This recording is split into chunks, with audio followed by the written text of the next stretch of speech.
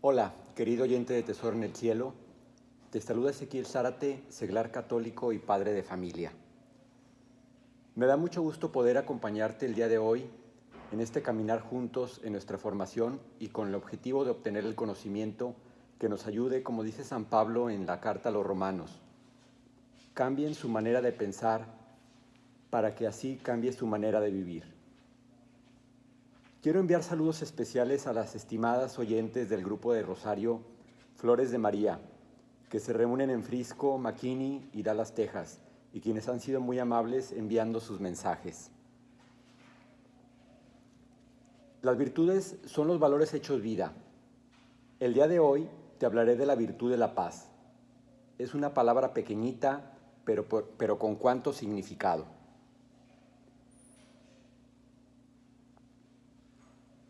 Aquí te describo los puntos que menciona en su libro de los valores nuestro mentor Alfonso López Quintás.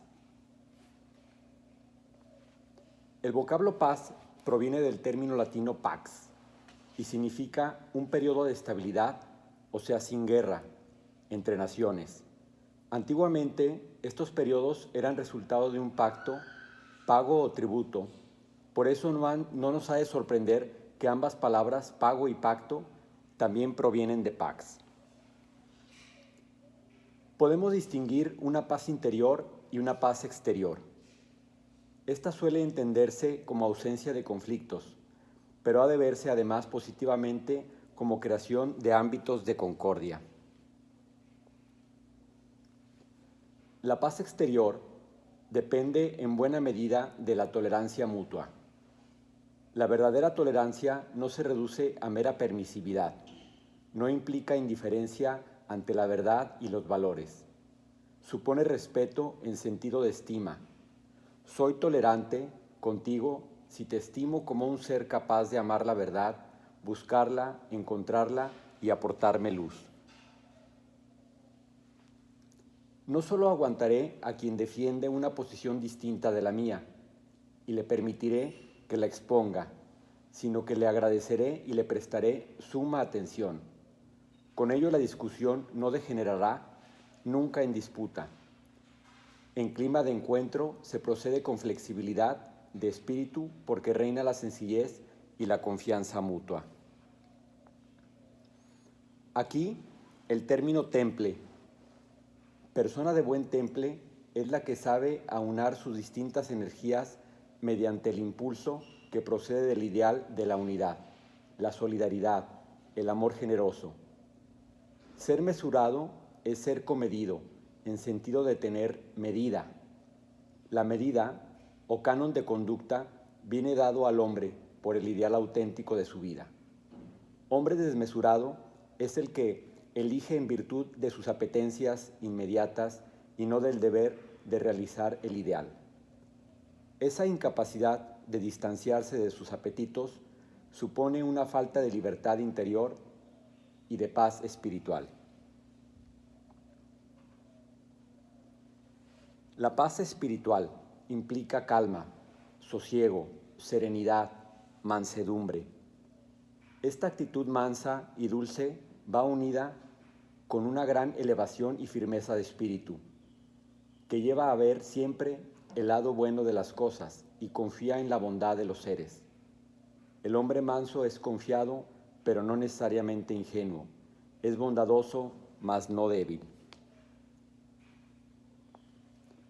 Para adoptar en la vida esta actitud de calma o buen temple, se requiere adoptar las 4 medidas siguientes.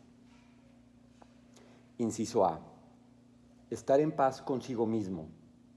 Ajustar la conducta a las exigencias del ideal.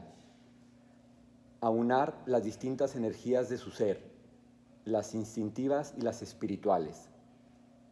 Si no cultivo el afán de unidad y me entrego al deseo de afirmar mi yo frente a los demás, no tendré recursos para dejar de rebelarme ante cualquier obstáculo que encuentre en mi amor propio. Perderé el control sobre mí mismo y caeré en el vértigo de la ira, sino de la venganza. El que tiene control sobre sí mismo, porque supera el afán de ponerlo todo a su servicio, siente una peculiar complacencia, no la propia de la posesión egoísta, sino la que se deriva de la creación generosa de vínculos. Inciso B.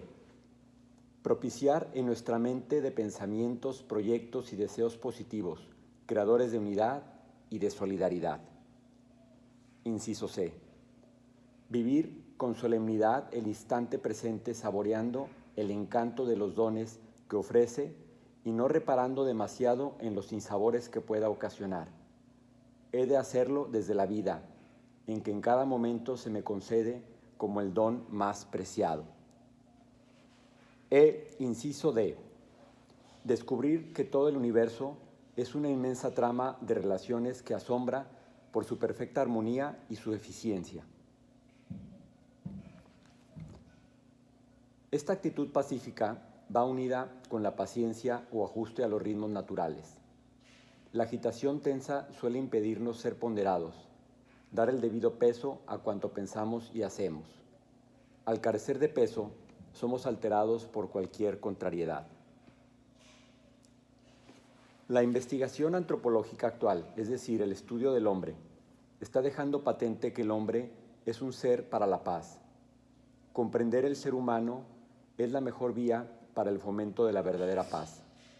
La paz entendida en toda su amplitud y profundidad.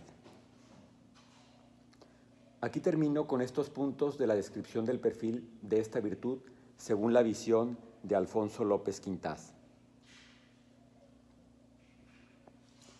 San Juan Pablo II, en su encíclica Centesimus Annus, nos habla del cómo alcanzar la paz. Y aquí les leo un fragmento.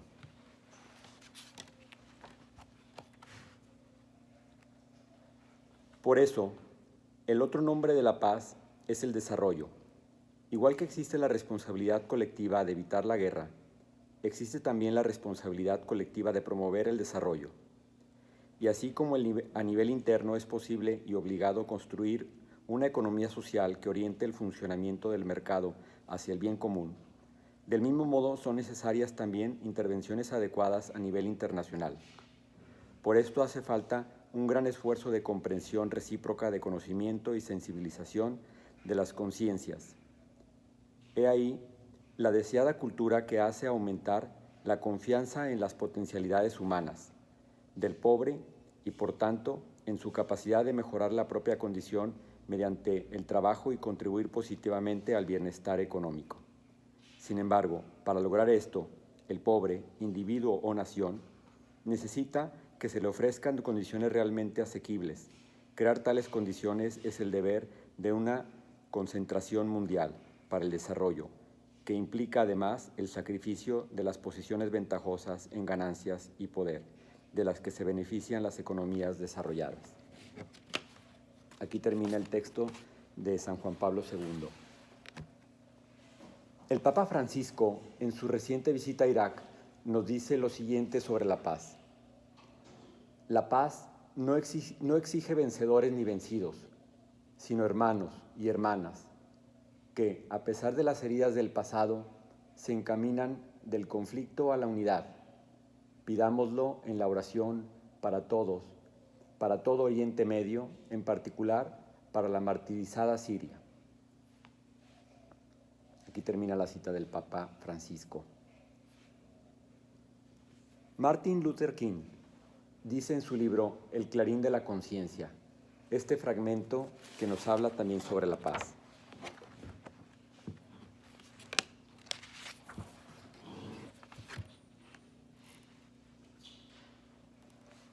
Todavía sueño hoy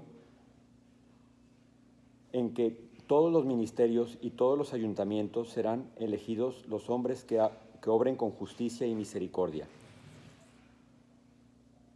siguiendo los pasos de Dios.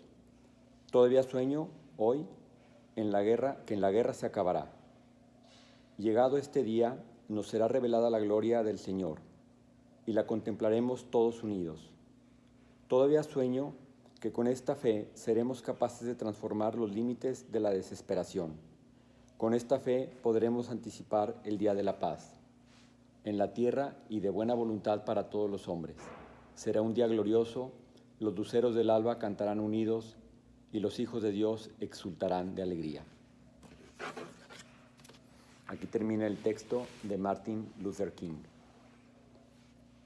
En su libro, Las palabras de Gandhi, Sir Richard Attenborough nos dice en este fragmento: por lo tanto, dejad a aquellos que creen en la no violencia como el único método para obtener la verdadera libertad, que mantenga la llama de la no violencia, brillando luminosa en medio de la oscuridad impenetrable. La verdad de unos pocos contará, la mentira de millones se desvanecerá como una brizna ante un soplo de viento.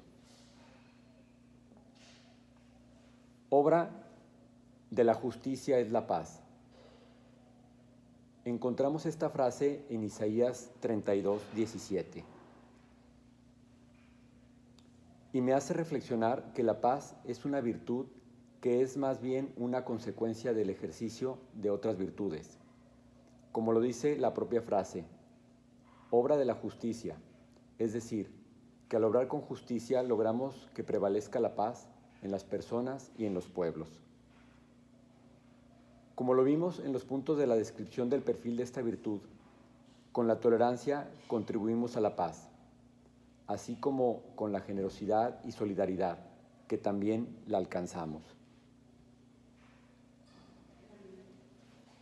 Nuestros adolescentes en México, que están cumpliendo 14, 15 años, solo conocen un país que se caracteriza por la violencia. Vivimos inmersos en el diario escuchar las malas noticias. Ya estamos vacunados y no nos sorprende todo lo malo que sucede a nuestro alrededor. Se llevan hasta estadísticas de los crímenes por sexenio presidencial. ¿Te has preguntado en qué tipo de país es el que quieres que sigan viviendo tus hijos? O tú, joven, ¿en qué tipo de país quieres seguir viviendo? Como lo mencioné al principio, cambia tu manera de pensar para que cambies tu manera de vivir. Esto no lo digo yo, lo dice San Pablo en Romanos 12:2. Entonces, ¿dónde comienza el cambio de una sociedad? Pues comienza con mi propio cambio. Te confieso que una de las motivaciones para Tesoro en el Cielo es esta: promover la formación en las virtudes, evangelizar, para que reine la paz en mí, en ti y en nuestro país. Jesús, en sus apariciones a los apóstoles después de su resurrección, siempre comenzaba diciéndoles: la paz esté con ustedes. ¿Qué quería decir con esto Jesús? El mejor deseo que puedes tener para alguien es que tenga paz, que viva en armonía, que haya felicidad y alegría en su familia. También nos dice al verlo Jesús resucitado, personifica a la verdad. Él es la verdad y al contemplarlo esto produce paz. La paz interior la obtenemos del perdón de nuestros pecados. Fíjense en este pasaje del Evangelio de Juan, capítulo 20, versículos 19 al 22. Al llegar la noche de aquel mismo día, el primero de la semana, los discípulos se habían reunido con las puertas cerradas por miedo a los judíos. Jesús entró y poniéndose en medio de los discípulos, los saludó diciendo: la paz sea con ustedes. Dicho esto, les mostró las manos y el costado, y ellos se alegraron de ver al Señor. Luego Jesús dijo otra vez: la paz sea con ustedes. Como el Padre me envió a mí, así yo los envío a ustedes. Y sopló sobre ellos y les dijo: reciban al Espíritu Santo. A quienes ustedes perdonen los pecados, les quedarán perdonados, y a quienes no se los perdonen, les quedarán sin perdonar. Palabra de Dios, gloria y honor a ti, Señor Jesús. Los discípulos primero estaban con miedo. Se aparece Jesús en medio de ellos. ¿Y qué pasa? Se alegraron al verlo.